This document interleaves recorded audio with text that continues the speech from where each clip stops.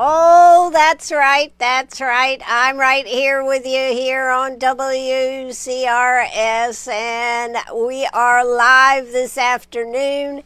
And I tell you what, I am ready to have a good show here this afternoon because I have a very special guest with us. Right now, his name says Rosalind Burke. Because that was my guest yesterday. I'm going to change that while we're talking. But it's actually Representative John McCravy right here with us live on WCRS. Representative John McCravy has had an interesting session this last session for himself personally. And I have questions about some of the things that have happened right there in the House down there. It's just been so bizarro at a time where I thought the Republicans were really going to shine. They've had some issues. So my very special guest today is not Rosalind Burke, but John McCravy. How you doing today, John? I'm doing great, and I hope everybody's not disappointed because I'd rather hear Rosalind Burke myself. Well, I had her on yesterday. So we are glad to have you here, and I hope I can change this. Anyways, John, I know some of the things that you'd like to address. First off, before we get down into the nitty-gritty here, is what is happening Israel, Iran. I just saw on the news just a little while ago that Iran is saying they'd like to come to the White House. What do you think about that? Well, I think they've waited about 5 or 6 days too late. Our president told them they had 60 days, and they waited a day too late. And Israel decided at that point, I think, that they had no choice but to prevent them from getting an imminent nuclear weapon. So I trust the president on this. I hear all kind of pundits out there saying, oh, we can't get involved. Oh, we need to go in and do what we need to do. Well, look, the president has the information. He's got everything at his fingertips, and I trust him to make the right decision. You know, the one thing that nobody can argue about our president is he wants to put America first. So his decision, I believe, will be whatever puts America first, and that's where we'll be headed. And I support him 100%. I think he has played this. I mean, he gave them 60 days. I mean, it wasn't like this was just boom, it happened. They had 60 days to make a decision, and on the 61st day, things started happening. Well, they've had 15 years to make this decision of not going after nuclear weapons, and they played the Democrat presidents. They played Biden like a fiddle. They played Obama like a fiddle, and they were about to get it. So this is not something Trump created. If he just stayed in after his first 4 years, they'd have been so crippled, they'd have probably come to the table economically. But Biden resurrected the cash and given them the means to support their regime. Remember when Obama sent that cash in a plane? What was it, 430? I don't know. Some big amount of cash bills were sent over there. Incredible. Yeah. I mean, I've just never heard of such. I mean, you hear about the mafia doing that, but we don't hear about our government sending cash to foreign governments like that. So, it was a strange time, and unfortunately, we have enabled them by our past administrations. They've enabled them to get where they are now. I believe Trump when he says, had my sanctions stayed on them, they'd be in poor shape today. Absolutely. So we got to remember that there is still evil in the world. It's not just opinions. These people are evil. They chant death to America ever since 1980. When I voted for Reagan. So I mean, it's been going on a long, long time. Yes, it has been going a long, long time. So I know that another thing we'll talk about some of the positive things first. How about that? Then we'll get into some of the other. I know that last night, the Conisty Dam, there was a county council I know you being one of the proponents of this and working hard to get the funding from the state, along with Senator Billy Garrett, and of course, Dane Pruitt bringing that to everybody's attention when he found out about it. But to be 99% done, and they'll be done by the end of the year, way ahead of schedule. We've come a long way, Ann, and this thing, when I first got elected, I didn't even know about it. I'd never even heard about it, and I've been in Greenwood all my life, but a representative from Greenville brought it to my attention, Gary Smith, who's no longer in the House, but he told me about it probably the year or two right before Billy Garrett got elected. And certainly Dane Pruitt raised awareness of it. I tried to call a lot of people about it, and I got almost nowhere. I'll just be honest with you, and I won't tell you who all I called. But I was on the trail of trying to do something about it.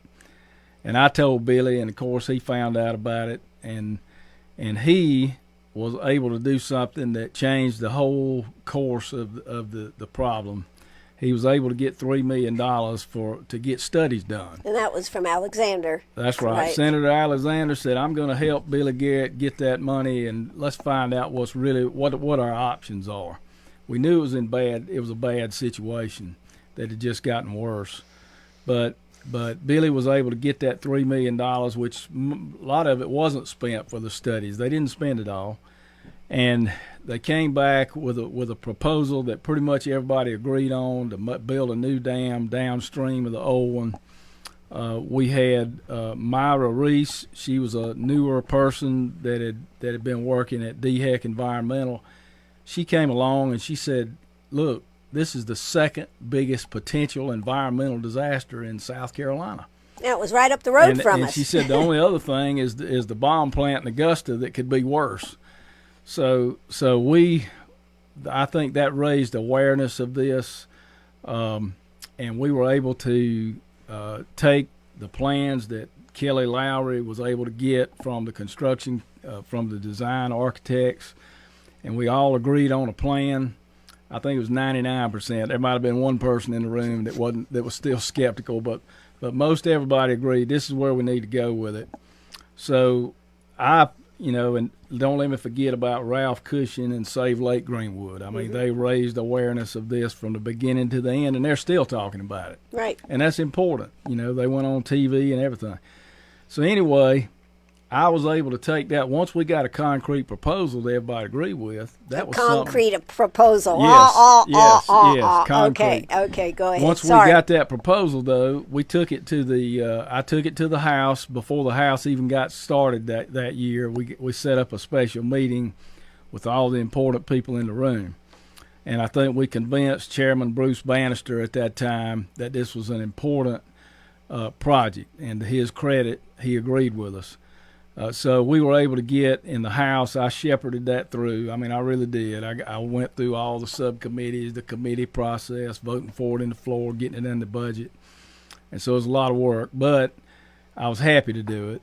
And we were able to get it through the House. We had $47 million, I think, in the budget going to the Senate. Now, the Senate tears up the House budget, and they start over. This whole thing down there is dysfunctional, but that's just the way it works. It is, yep. And so the House tears up the proposals from the governor and starts all over, and then the Senate tears up the House proposal and starts all over. But at any rate, Billy Garrett was in there on the Senate side helping us. He got Chairman Alexander, President Alexander on his side, and several others. And thanks to them and his hard work, we got it through the Senate.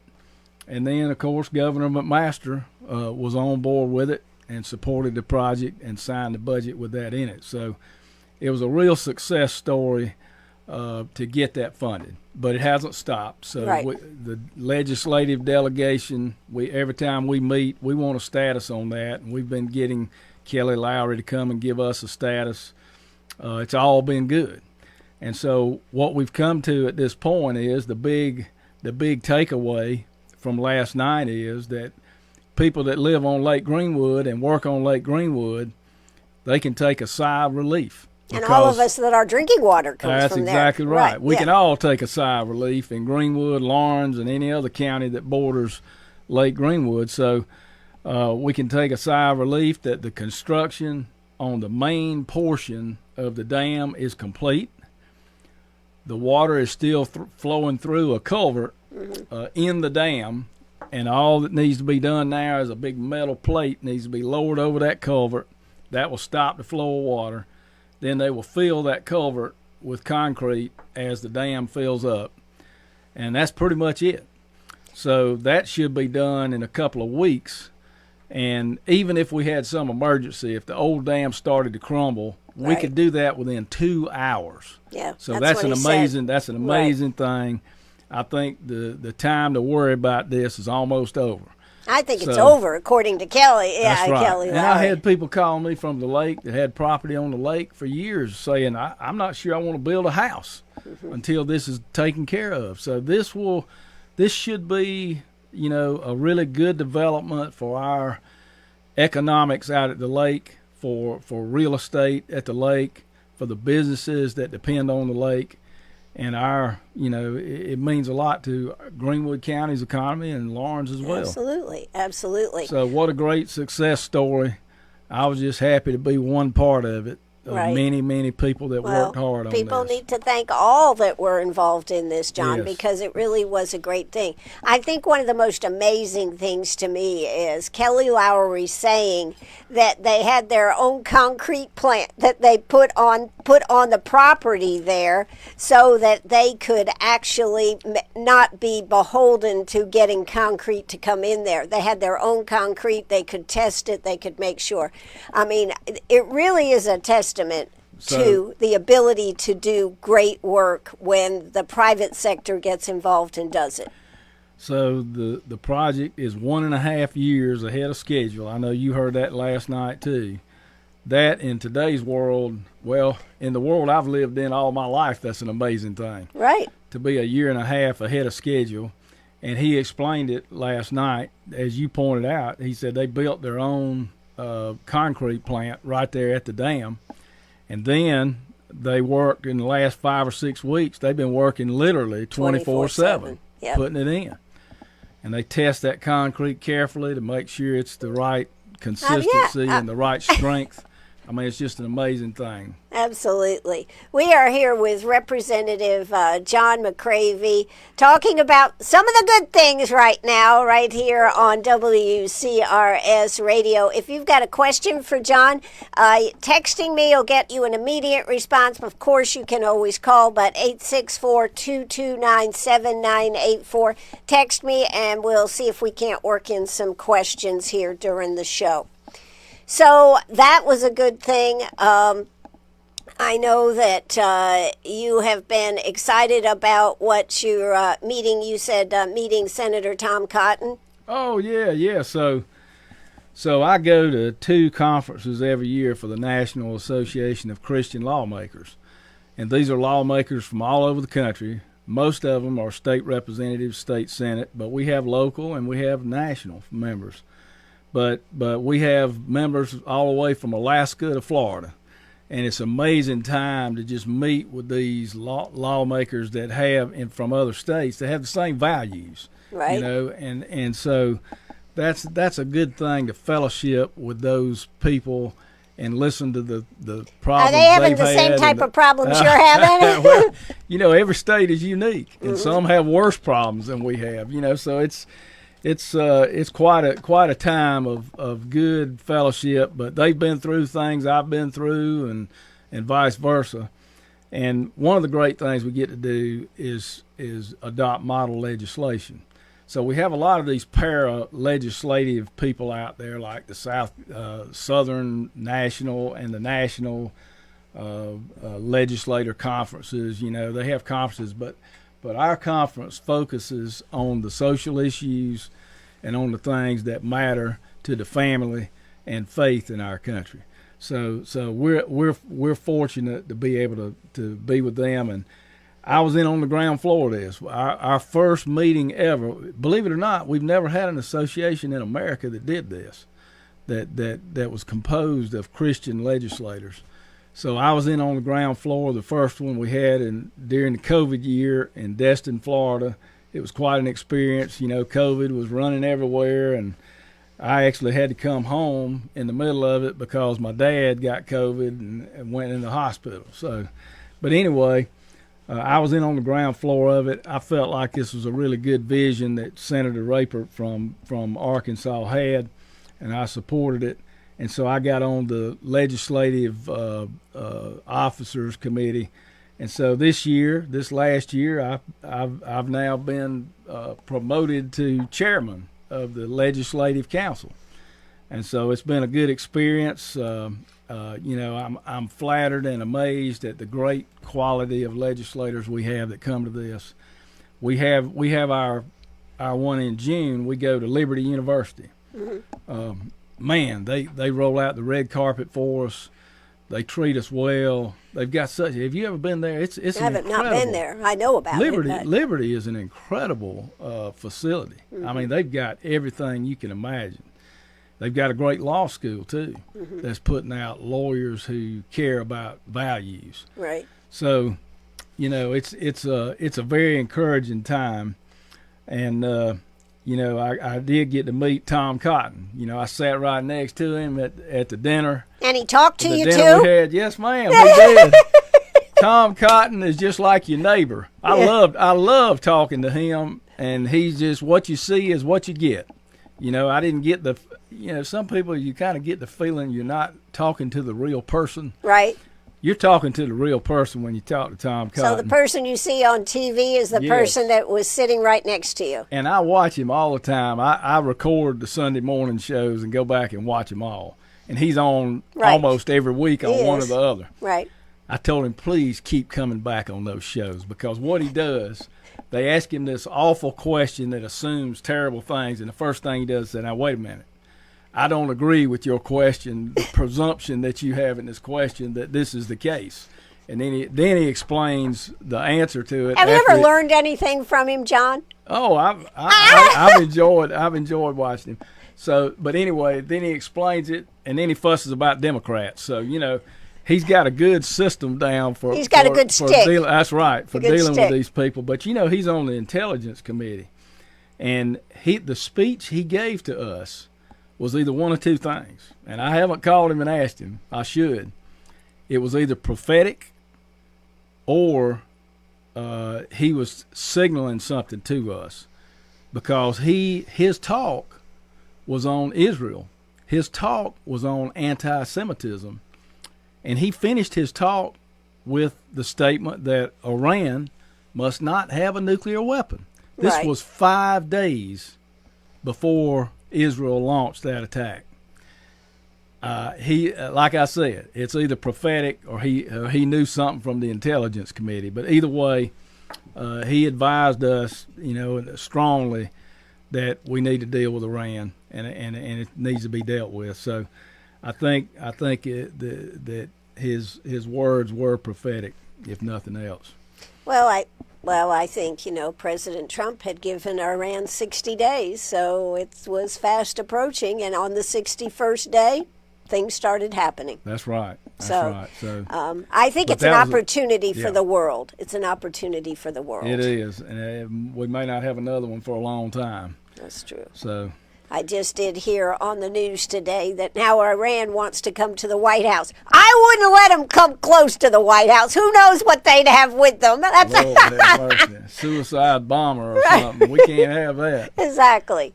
Well, anyways, moving on to talk about some other things that are out there. One of the things that I was going back through on your Facebook page, and I found this: less government, more prosperity. And South Carolina House Republicans pass H3021. Ends outdated regulations unless reapproved, prevents unelected bureaucrats from creating new rules without approval, requires a regulatory budget, strengthens transparency and accountability, puts citizens over bureaucracy in legal disputes. This sounds like a terrific thing. It was a great bill, and I was proud to be a co-sponsor of that bill. That was back in March of this year, right? And the House passed it. We passed it very quickly. And what happened to it? And sent it to the Senate. Well, it's sitting in the Senate Judiciary Committee. I mean, they've got to think about this. That's right. So, So they're the deliberatory body, yes, the deliberative body. So I think they're still deliberating on it. I don't know what there is to deliberate on. That bill would require 2 regulations to be repealed every time one of these agencies tries to pass another one. And we've had a problem with regulations, in our state for a long time, like every state. We have to jump through too many hoops a lot of times to start a business. Yes. Existing businesses get more and more put on them to deal with that they have to worry about, and it's a cost. They have to hire somebody just to make them in compliance with the regulations. And so it's an artificial cost that shouldn't be there for running a business, and all businesses have to deal with this. So whether it's environmental or whether it's labor, one way or another, it's costly for businesses to deal with our regulations. So there are a lot of unnecessary regulations. We try to root those out, but that's a job that's nearly impossible for a legislature to do. So I think what we need to do, this bill had a good idea. Make it difficult to pass a new regulation. Make it as difficult to pass a new regulation as it is to comply with these new regulations that businesses have to comply with. So let's make it difficult, and if it has an impact of $1 million or more, let's make them jump through even more hoops to get something like that passed. So I think it's a good idea. Getting rid of more regulations than you're passing is a great idea, and there are a lot of archaic regulations probably nobody's even complying with half the time. Sure. So, But when somebody wants to get you, they sure can go back and find one of these old regulations and pull it out of their butt. And we've got so many laws and particular laws of every kind. Nobody, even accountants, can't understand our tax code anymore. And all of us are criminals in one way or the other. If somebody looked hard enough at everything you do or I do or somebody else does, they can find something if they want to. Yes. So that's the fear we live in. We got to get rid of some of these regulations. So that's one reason I supported it. It sounds like it was a terrific thing. Now, just out of curiosity, it kind of sounds like, is it Doge-like? Well, that particular bill is not, but we do have a committee I serve on that is more like Doge. It's called our Oversight Committee. And our Oversight Committee examines all of our state agencies in a certain time period. So we go through those, and our staff picks them apart with a fine-tooth comb. And we find a lot of things sometimes that need fixing. We find things that would help the agency, and we find things sometimes that the agency needs to correct. And so just like right now, my subcommittee that I'm chairman of is looking at the Department of Insurance. We've got you're looking at the Department of Insurance? As we speak this summer, we're going back and taking a hard look at the Department of Insurance and doing our oversight. Wait a minute, is this going to have anything to do with rates? Well, it does, and that's some of the questions we're asking. So, will the insurance people bring anything and show you anything? Well, we've got some hard questions because, these rates are approved by our Department of Insurance. I want to know why our homeowners' rates have almost doubled. Mm-hmm. I want to know why renters' insurance, landlords' insurance has gone through the roof. I want to know why car insurance keeps going up and up and up. Mm-hmm. It's not, and it goes up at a much faster rate than inflation. Yes. So what are we talking about here? And we got people that can't even get a house at the beach anymore. The insurance is so high they can't afford it. We've got people that have to move out because of the insurance. We've got our restaurants. We've seen their insurance rates go way up. So all these things, we try to deal with that, as you know, Ann. But right. But all these things are happening with insurance, and it's we want to know why, because the question is, are our claims so much greater than other states? Why are other states a little bit less than South Carolina? But honestly, they're going up everywhere. So Well, I think I think the thing about it to me is, it seems like in that liquor liability bill, it seems like we the people ended up giving this, and this to accommodate the insurance companies. But the insurance companies didn't have to show their hand. They didn't have to show anything or prove anything on why they need this type of money. That's right. And, they refused to come to the table during all of the House meetings, the Senate meetings on this. And they were the only party that was absent. Right. Does that make you a little suspicious? Yes. It makes me suspicious. And aren't they building lots of beautiful buildings down there in Columbia? Absolutely. So these are profits in the billions that these insurance companies have. These are not small profits; they're huge. And so I just don't want them taking advantage of the common man out here and making us pay for for what they're doing. So I just want to make sure that, like everybody else, that these rates, they can actually justify them. But they've told us, even though we passed a bill trying to reduce the liability, trying to reduce all the different liabilities that these restaurants have, they told us that they're not going to guarantee it. But that's what I'm saying. They're not going to guarantee that the premiums are going down. Exactly. And we're like, well, will this help? Yeah, we think this will help, but will the premiums go down? We can't tell you the premiums are going down. So that's been their position from day one. So, and what about the fact that they say that the part of the legislature in general's idea was that by doing this, we'll get more third-party insurance companies coming into the state? Right. Do you think that will happen? Well, that's another question we're asking this Would you like me to come down and help you, John? We'll be happy for you too. We did have public comment ahead of time, and all these were some of the questions that were asked, and we're trying to get to the bottom of it. The first thing in the process is they present to us how their organization works, what they're doing, what their departments are, all the different things that they're doing. And they go through all that and present that, and that's important. We have to understand, whether they're getting enough funding, whether they're getting too much funding. We want to know that. But performance is important, and so we want to see the people of South Carolina prioritized, and not insurance companies, and certainly not. Well, some of the things that even were in the bill, like how long one has to wait to file a claim. Right. I mean, I don't remember exactly, but your timing, why should you have to wait and let the insurance tell you you can file a claim?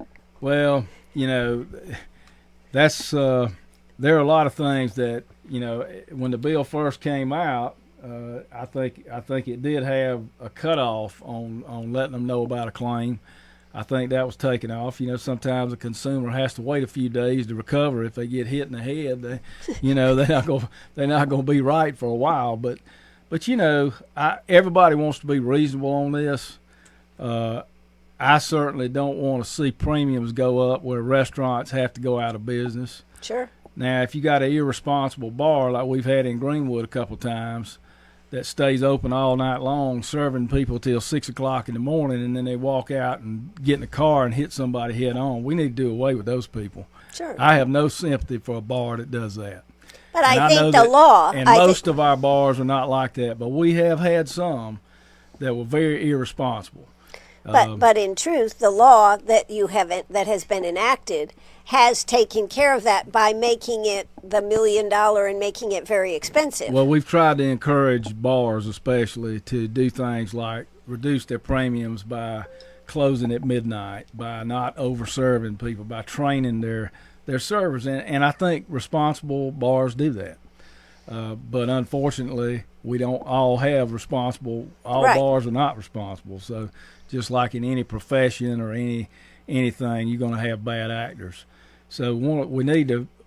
South Carolina has a bad experience partly because we're the worst state in the nation for DUI fatalities. And when you have a DUI fatality, somebody's at fault there. Right. And so somebody's going to get sued. And if this restaurant or this bar serves somebody 9 beers at lunch and then they go out and turn over their truck and burn all the hide off a 16-year-old's back, that's not good. That 16-year-old needs to be able to recover. But I think that all parties have come to the table except the insurance companies.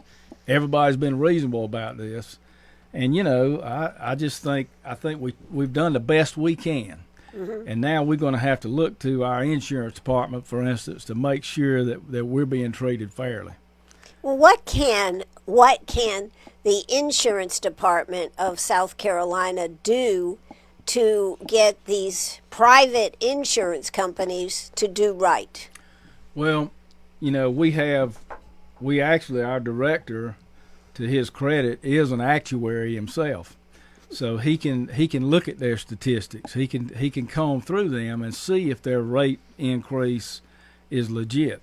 Okay. So we have others that work for the department that do that, and I think they need to claw through the information that's given. If they're not given enough, ask for more, and so we hope that's going on.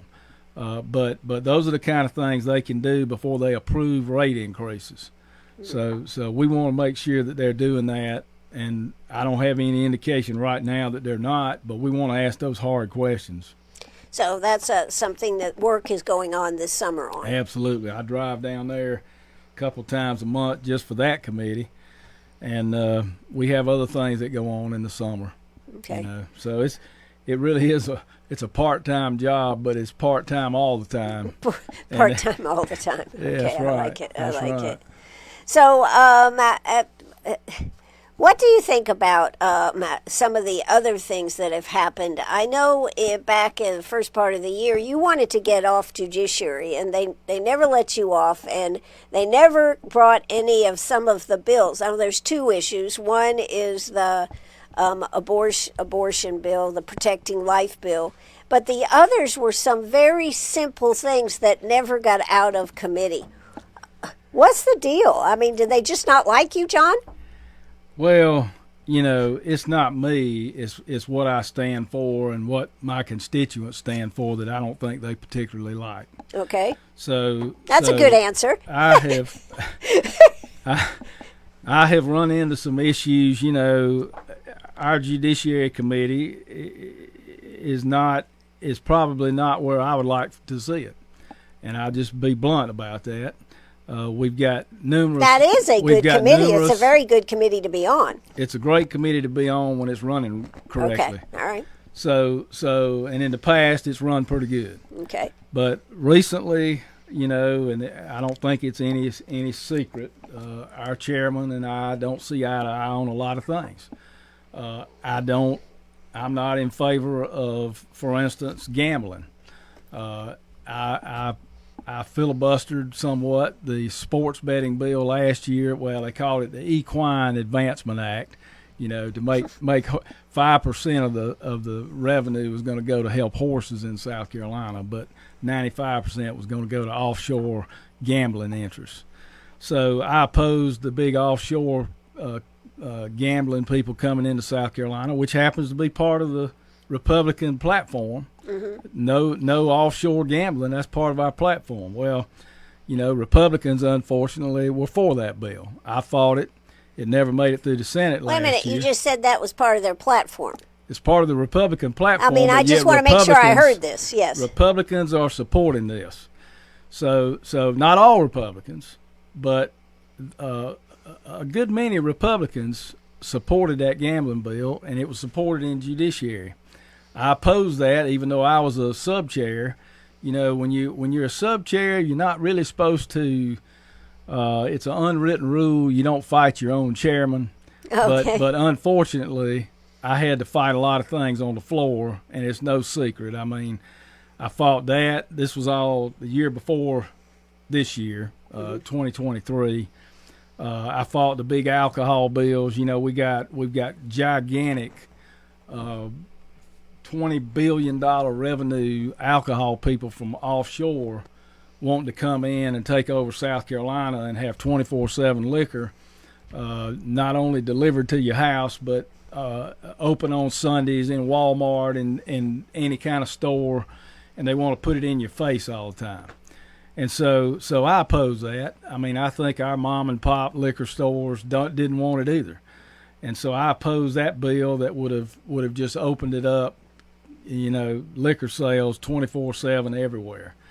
I think a lot of people, sometimes the judiciary got that bill out.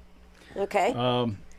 I've opposed marijuana, and although it went through a different committee, this is another thing that I disagree with on a lot of with some of the leadership in the Republican Party and some of the people in the Republican Party. I disagree with this marijuana, and we've talked about that on your show before. Absolutely. It's not medical marijuana. It's recreational part well, one. It's setting up the doorway to be able to. That's right. Yes. And now other states are starting to realize what they bought into was not what they got.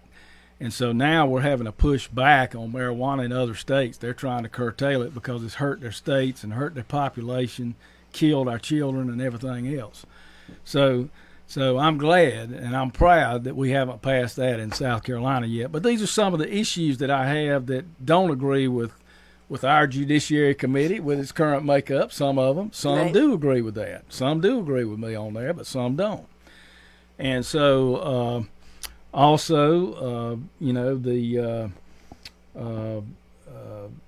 some of the things that they have not been able to get out. So they keep our China bills held up in judiciary. Our China bills. And we've been trying to keep China from buying up property in South Carolina for years now. Right. We've been proposing this legislation. They want to buy it near military bases. They want to buy up our farmland. Well, we talk about this on the national level. They want to buy it up. Well, they're doing it in South Carolina. They're doing it right now. They are buying land in South Carolina. You can go to a map and look at it. It's shameful. And so we're allowing this to be done. But that bill sits in judiciary every year, and they won't get it out. Why? Well, you need to ask yourself why. That's a good question. I don't know if I can answer it myself now, John. Well, I'll tell you this. I love Boeing. I'd love, I might even buy some Boeing stock. I like them so much. But 25% of their revenue comes from China. I buy stuff from Amazon every now and then. Their products are coming from China. Mm-hmm. I like to go to Walmart once in a while. Oh dear. I don't love it, but I go. But all their stuff is coming from China. So we've got some pretty strong interests that don't want to see a bad relationship with China here in South Carolina. Well, hasn't the president already? But I'll be honest with you. Look, I don't really care about that. I care more about an adversary of our country coming in here and getting influence in our state. So I'm in favor of all these bills that stop China from buying property near military institutions, near our government institutions, and frankly, our farmland. We don't need to give our farmland to a foreign country. That's true. And so we need to keep it here in America, and I want to put America first, like our president. Well, the tariffs should put a stop to some of these things. That's right. And so here's another thing that judiciary has held up. It's very important, and that's closing our primaries in South Carolina. We have many places in South Carolina that what I would call purple districts, where you've got a good many Democrats, and what they do is they cross over and vote in Republican primaries to try to get their influence on Republicans. Mm-hmm. If we could close our primaries, we could pass bills like preventing China from buying up our land, because we'd have hardcore Republicans in office. Oh, okay. And so what this has done, it's allowed Democrats to masquerade as Republicans and get elected by Democrats in certain parts of our state. Now, that's not probably happening in Greenwood, but in other parts of our state, that's happening. And that's how people ask, well, how do we have Republicans that are introducing a casino bill? How do we have Republicans that are introducing bills that are against the Republican platform? How do we have Republicans who won't pass the Human Life Protection Act this time, even though it's right there in our platform to protect life? So this is why. This is one reason why. To Drew McKissick's credit, the chairman party of the Republican Party, he's been begging the legislature to do this for years. And we have a bill that I've signed on to, that 40 legislators have signed on to, but has it gotten a hearing? No, has not. Is this a controversial bill? So, is it controversial? Well, if you really vote like a Democrat, and you have Democrats crossing over and voting for you, even though you're a Republican, yeah, it's controversial for you. Okay. So that's the issue. So that's another thing that's stuck in judiciary, like so many good bills are stuck there. How about your what is it? Your birth certificate? Yeah, something about the birth certificate. Well, there's a bill that you can't change the birth certificate. So we have people who decide they want to be a female, and they were born a male, and they want to change their birth certificate in South Carolina. Well, we shouldn't be allowing that, and right now we're not. But there's nothing really in the law stopping it. So we want to make it clear, and this bill's been sitting there for a while too. We want to make it clear. Also, we got a proviso we've had to pass every year, thanks to the Senate. They put in a proviso keeping biological men and boys out of girls' restrooms, and so we've done that for our schools. But it's just a proviso. A proviso in a budget only lasts for 1 year. So why don't we make it a law? Why isn't a law? Well, we've tried to pass that law, and once again, it's just sitting there. So again, it's sitting in judiciary. We need to get something done. And I just got to the point, Ann, where I felt like I'd be more effective somewhere else. You might argue, well, I ought to stay there and fight, and that's fine. I can fight on the floor, though. So if judiciary passes out a bad bill, well, how come they didn't let you off of it? I mean, that's my question, because you asked to be off of it. I did. And why didn't they let you go? Well, that's a good question. You have to ask the Speaker of the House that question. He's the one that has to answer that. But at any rate, can we get him on the phone right now? I'll ask him. Yeah, you probably could, but I don't know. But anyway, so far, he hasn't allowed me to get off. He could have moved me to another committee, but he decided not to. So for whatever reason that is, I'm still on judiciary, and I'm still giving them a hard time. So interesting. I'm not much loved in some circles right now. But, in Columbia, it's like, and you can appreciate this, who was it, Truman, that said if you want a friend in Washington, bring your dog. Well, that's get a dog. That's exactly right. Get a dog. So sometimes I come back to my little apartment in Columbia, and I say, man, I just want my dog. I understand. So now but then in the family caucus, you had a big row going on at the family caucus. What happened there? Well, Ann, I made some people mad that have a lot of money and a lot of power in Columbia. I came out against the casino bill. Mm-hmm. I was the only legislator that spoke against the casino bill. The only one? In the hearing. Yes, I was the only one. The people on the subcommittee did not really express an opinion one way or the other. They had other legislators there that were all for it, and I was the only one that spoke against it.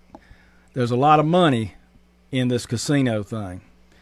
There's millions of dollars being thrown around like candy all over the state trying to get this bill passed. I know I counted up. I went just in a very brief overview of the ethics disclosures, and I saw literally hundreds of thousands of dollars in campaign donations going to everybody from these casino interests. So they're spreading around their influence in Columbia. The casino people are going to the right meetings, the right receptions, everything, and they're doing everything. They've got, I think I counted 16 lobbyists. I may be wrong on that. One was 10 on one bill, one's 16, but it's either 10 or 16. But they've paid a lot of lobbyists sitting out there who call the members out and say, I want to ask you a question. And then they'll have some Sounds like old-time politics. That's what it is. And they'll call them out there, and they called old Daniel Gibson out there who sits with me, and they said, we want you to think about voting for this casino bill, Daniel. And they were real nice to him. You know, these people know how to try to get your attention, yeah. You know. And so he listened to him and smiled, and he said, well, I'm going to tell you one thing. I'm not voting for that bill, and neither is the guy that sits with me, John McCravy. But this is what they do. They twist your arm. Sure. And we got to the end of the session. I was the only one that spoke against it. They see me as an obstacle, Ann. They see me as an obstacle to getting their bill passed. So I'm going to draw fire from different interests here and there. So that's why in the family caucus, people... Well, and I'm getting to that. Okay, I'm sorry. Let me get to that. Okay. Another thing that happened was when I tried my best to get the Human Life Protection out again, like we've gotten out twice and sent to the Senate and it died. This year I thought, well, the Senate's changed and we've got a much more conservative Senate than we had. We flipped 4 seats. 3 were primary just on that issue alone. So we felt like we had a really pro-life Senate. We were going to finally put this to bed in South Carolina. We could get the bill passed, and that would be the end of it. We'd never have to talk about abortion again, at least from a legal standpoint. And so we went to get the bill up, and I faced, for the first time, opposition in my own Republican caucus, and it really disappointed me in many ways. I was amazed and shocked at the same time that we had a different group of people who did not see life as an important issue. And so the Students for Life, mm-hmm. what I'm getting to is Students for Life is a big national organization. They come down and they campaign in every state. Right. You know, and they have 2 different organizations. One's a 501c3, which is just nonprofit, but they're not political. The political arm of that, though, Students for Life Action, is also active in our state, and they've been active in a lot of campaigns around, and they've done a lot of things. Well, we're not supposed to coordinate with a 501c PAC. These are PACs. Mm-hmm. So I'm not supposed to tell a PAC where to go, what to do, what not to do. It's actually unethical to do that. There's a specific law on that. So this PAC sent people down in certain districts, purple districts in South Carolina, and they offended some of the legislators down there by mm-hmm. handing out flyers, by going around and knocking on doors, by saying, please get the Human Life Protection Act out. And some of these people were offended. The worst thing they did, Ann, from what I understand, is they went to churches and put flyers on people's windshields. Now, you know, I wouldn't have done that, but here's the thing.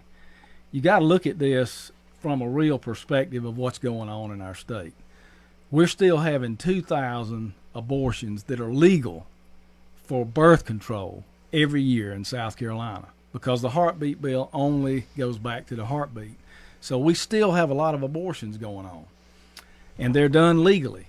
And so what we need to do, the Human Life Protection Act would stop abortions for birth control. That's about what it would do. It still would have exceptions. You know, they always get passed. There's nothing I could do about it. I don't agree with a lot of the exceptions, but nevertheless, they get passed. We've got the biggest, you know, we've got all kind of protections for women when it comes to any kind of emergency, any kind of thing like that. So, but anyway, so Students for Life was very upset when that bill didn't get out. So they went to some of our legislators' districts. Some of them are very powerful legislators. Some of them might even be chairman of a committee that I happen to be on. And so they went down there and they did this, and they campaigned, and they put some of them's pictures up. I didn't tell them to do anything. Matter of fact, I don't talk to them about anything they do. They put up pictures on bulletin boards and drove them around and put them on the back of a truck, drove them around the State House. You know, why won't they get the bill out? And so it offended some of my colleagues that were the point of their the target. Yeah, the target. So I was asked, Ann, and I don't want to go into too much detail because I don't like to divulge private conversations like some people do down there. But anyway, I was asked to call off this group, and I told them, I said, look, it's not, first of all, it's unethical for me to coordinate with a group like this. These are kids that are on campus. Most of them are Christian kids. They're not destructive in any way. They're very polite. As a matter of fact, some of the people who were offended admitted they were very, very polite people, and they enjoyed talking to them. So it's not my place, but in the second, first of all, it's unethical. In the second thing, I don't feel like it was my place or the family caucus's place to police any other groups. You know, if they're doing something wrong, there's a remedy for that doesn't have anything to do with me or doesn't have anything to do with the family caucus. So I refuse to condemn this group, and I refuse to condemn what they were doing. And so that brought a lot of fire down on me from some of my colleagues, and some of them are very powerful people.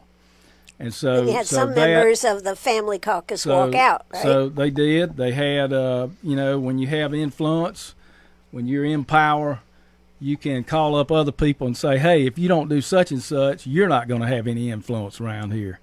So several of our members, a good many, were encouraged to resign because I refused to condemn as the moderator, and I refused to. Without some kind of vote or without some kind of authority, I refused to put out a statement condemning any group. We did put out a statement saying we do not work with or strategize with PACs. Right. And I thought that was sufficient. Other people did not think it was sufficient and got mad about it.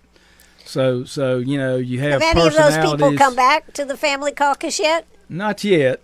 But I do look for maybe one of them to come back or more to come back later. And I'm not going to hold it against them. Some of them that resigned then, I'll just be honest with you. They had a tear in their eye when they came to me. And they said, John, I don't want to do this, but I don't have a choice. They're not giving me a choice. And I said, well, that's a sad state of affairs. It's a sad state. And more than one came to me like that. So, no weapon formed against God is going to work. Right. And I claim that for the family caucus. We're still in existence. We still have 20-something members.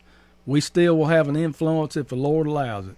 So we're going to be meeting in July. We're going to have another meeting. We're going to take up bills that we think should be passed, like no men and women's restrooms, no boys and girls restrooms. We're going to continue to fight for bills like that. We're going to continue to fight for the Human Life Protection Act. And so but if you can't get it out of committee, it really doesn't matter, does it? Well, I mean, I'm not being facetious. Well, but there are different ways of getting things out. You know? And if the public wants to get it out of that committee, the public can get it out. So we want to continue to be a voice for that good policy that we need to have in our state. Interesting. Well, it's good to sit down with you. Now, I know it's 6 o'clock, but we got to continue for a few more minutes. I hope you have a few more minutes here. I think this has been a great conversation this afternoon. I really appreciate you coming in and talking with us. Well, thank you. I will say that I have been very disappointed in the budget as it came out of the, the conference committee that they had. Yes. And one of the things is to vote an $18,000, regardless of whether it is needed or not, that's not the question here. It's about the rightness and how it looks coming out of there. The House, I will tell you, I thought the Senate had passed it. The House didn't take it up. I thought, well, that gives us another year before that's actually taken up. And then, boom, they put it in as an amendment in the conference committee. McMaster signed off on it. Now there's a lawsuit. What do you believe about this? I know that you signed off that you would not take that money. That's correct, and I voted against the budget because of that. That was one reason I voted against it. Here's the thing. First of all, I don't go to Columbia to think about myself. If that was my focus, why would I even go? Right. I'm You probably make more money right up here in your office, don't you, John? Well, I could make money other ways, right. know, but I go because I care about my constituents. I care about our state. And I want to see things like the Conestee Dam get finished. Right. I want to see things like, our taxes to get lower. I want to see a lot of things. And well, that budget was a mess this budget was a mess. And here's the thing. The budget does some good things. There's no question about that. It gives teacher raises. It gives law enforcement raises. It works on our infrastructure. And we got so many bridges that need to be fixed. So all those things in the budget were good, and I could go on and on. I mean, there are a lot of good things in our budget. But the budget this year is going to spend $1 billion more than last time. $1 billion. That's because they found an extra $1 billion in money coming in, well, right? Why do we need to spend my question exactly $1 billion more? I mean, I can understand people moving to our state for sure. We've got more infrastructure we got to deal with, but that's a gross exaggeration of our budget, So I feel like we ought to be a little bit less. We don't need to bloat the budget. We need to look for ways to cut. I thought Republicans were supposed to be conservative. We should be, and so that part of it bothered me. Spending some more, I can understand because we got a lot of people moving to our state. But spending that much more, $1 billion, I don't know. Second of all, there's some stuff in our budget that was brought out this year by some Freedom Caucus members. I don't hate any group of legislators. I have no hate in me, but some people do. But the Freedom Caucus brought out some things. We're funding certain festivals that have drag shows. So your tax money is going to fund drag shows down in Charleston. We have a proviso in the budget that still allows inmates to get hormones if they claim they're transgender. So nobody wants to pay for that, Ann. I don't want to pay for that, and you don't either. So these are some other issues in the budget that could have easily been taken out. Easy. Right. And then the last straw was this raise thing. I don't go down there, like I said, I don't go down there to raise my pay or try to benefit myself. I'm down there for my constituents. So the focus, as many things as we've got to focus on, this should have been the last thing in the world we looked at. We don't get to a lot of things in Columbia because of time constraints, but why are we getting to this? So this thing came over from the Senate to start with. The Senate doesn't have to run but once every 4 years. We have to run every 2. So that's why I think our founders made representatives run every 2 years, because you get to answer to the people. Right. So they sent it over. We all voted against it. We non-concurred with the budget. We voted against it and sent it back to the conference committee. Well, that's where things go wrong. So the conference committee, to our shock, put it back in. They put it back in the budget. So we had to have 2 on the House side that agree with that. I can't tell you who those votes were right now unless I go look it up. But I'm just telling you, 2 people from the House voted for that too. So when it comes back over to us, we have a choice to vote up or down on the whole budget. The right. whole budget. It's a tough choice. But here's the thing. If we vote it down, it goes back to the conference committee. Right. So we could have easily voted that budget down, sent it back to the conference committee. This is just like I said on a post of mine. Here we are. We've ordered a filet mignon meal. We can't wait to eat it. It's going to be great. And then we look, and there's a maggot or 2 crawling around in it. Well, are we just going to eat the filet and say, we got to hurry up and go home, let's eat? No. I think you send it back to the kitchen. So I voted to send this budget back to the kitchen for further work. Right. Let's get a nicer piece of meat one without maggots. Yeah. Get rid of these maggots that are crawling around on it like drag shows and hormones for inmates and most of all raises for legislators. So I think it's a bad look. It's a bad deal. We should not be raising our own pay. If we're going to look at pay getting raised, let's give it to a separate commission, independent of the legislature. Let them decide. Let the people decide whether we get a raise or not. That's who we work for. This is effective July 1st. We work for the people. Right. So my constituents tell me, unless they own the business, they don't get to vote for their own raise. So why should I get to vote for my own race? So I didn't vote for it, and I'm not taking the money. Even if it passes, I signed that thing saying I'm waiving the money. So, and you could say, well, I'm going to take the money and give it to my constituents like I want it to. Well, look, I mean, who's the boss here?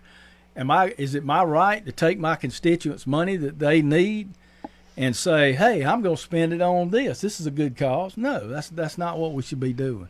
So I think you're right, but I also have a problem is it's considered in-district expense, except you don't have to show whatever you spend the money on. And my understanding is it also goes to those that are qualified in the pension plan. It's a real boon to the pension. Well, our in-district expenses, we get paid $1,000 a month for in-district expenses. And that's supposed to be spent on stuff that you do for constituents, the things you have to do, like I frame certificates at times to honor people, and that kind of thing. And I pay for that.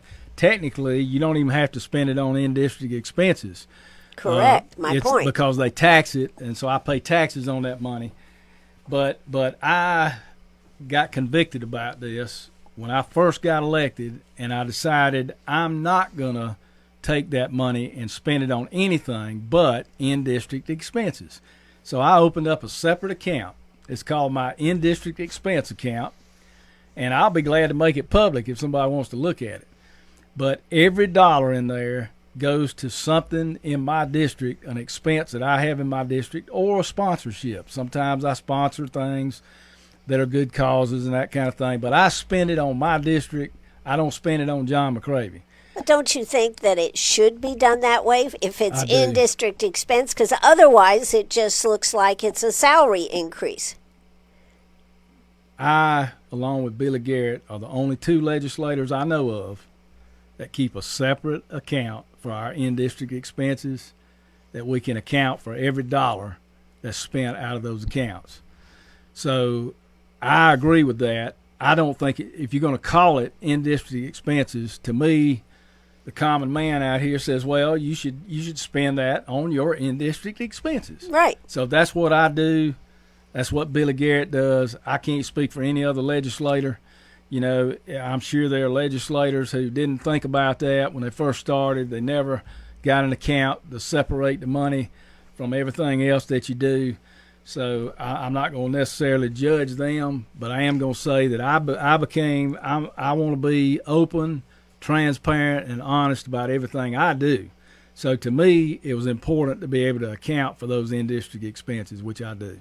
Now, there is a lawsuit that is supposed to go in front of our South Carolina Supreme Court. I think one of the things that just jacks my jaws there, John, is the fact that the head of the House and the head of the Senate have hired attorneys to represent them. And who has to pay for that? The taxpayers. This is not they're hiring it on their own. The taxpayers, have to pay for them. They're defending their decision to do this. You are absolutely 100% correct. And it's compounding one mistake on top of another. Exactly. So here you got legislators trying to grease their own pockets, and then you've got that there's a provision in the Constitution that says if you vote for a raise, you can't take it until a new session starts. So they're wanting to take it now, and they voted for it, and now they want it now. And so to me, that may be very well unconstitutional. And so here we are spending taxpayer money defending a decision to take taxpayer money away from them and give it to yourself. Right. I mean, this whole thing is just incredible in my mind. Exactly. Things are not being correctly. We're not thinking like adults. Well, I agree. And actually, Attorney General Alan Wilson weighed in on that and last week right here on the radio. And so it'll be interesting to see how that comes out. As we get ready to close this out, I'm sure you've heard that Attorney General Alan Wilson is going to announce on Monday, not on my show last week when he was here, but on Monday, that he's going to be running for governor. What do you think? Well, I congratulate him. It's a tough decision to make whenever you offer for office, especially a statewide office. It's a big sacrifice. And so I commend him for running for governor. He's a fine individual, a good man, and I think he's represented our state well as Attorney General. So I'm happy to see it. I know we're going to have other people jumping in this race as well. Absolutely. So we'll see who all gets in. But anybody who runs for office, I commend them because it's not an easy thing to do. And you can say that, John. Yes, I can. I think I've earned the right to say it. You've earned the right to say it. That's right. That's true. So you're going to stay with your district here? I mean, you'll be coming up for re-election again here, John. I will, and I still have some things to do, Ann. I still want to see our Human Life Protection Act passed.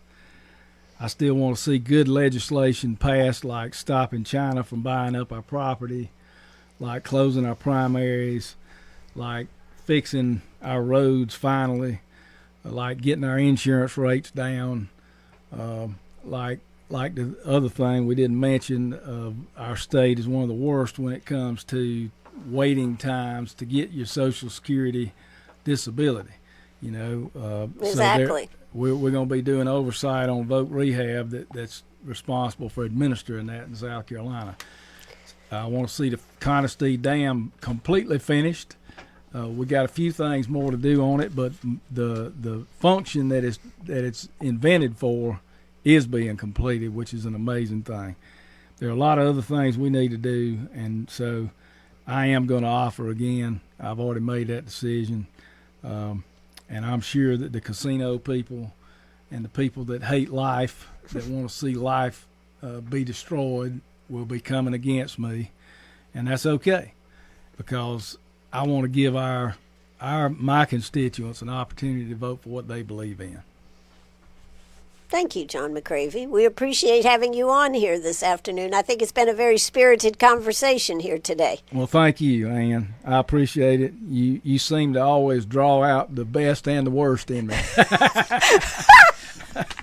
Well, then I'm doing my job, That's John. right. I'm That's doing right. my job. That's right. So this afternoon we have had Representative John McCravy. We have had several comments come in, one that's on our Facebook page. Judy Davis, thank you, John, for serving and doing the job you're doing. So, and we've had several other comments, all positive, John, all positive. So how about that? Yeah, how about that?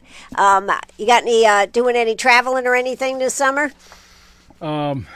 We're probably gonna go see my daughter fairly soon. She's got a baby, and my fifth grandchild. She's a granddaughter, and so we'll probably be going to Tennessee to see her this summer at some point. Look forward to that, and so we'll be getting around. We've got some other events and things scattered around. I'll be going to Columbia with some of this oversight, doing some of that this summer. I think that's a terrific committee. I had no idea you were on that till I happened to be looking up this afternoon getting ready for this interview. Well, thank you so much for coming in. John, if anybody wants to call you or speak with you, how should they go about doing it? All my numbers should be listed on the website and in Columbia. My cell phone is 396-3110. If anybody wants to call me or text me, better text if you're not in my contact list. Text me. If you are in my contact list, call me.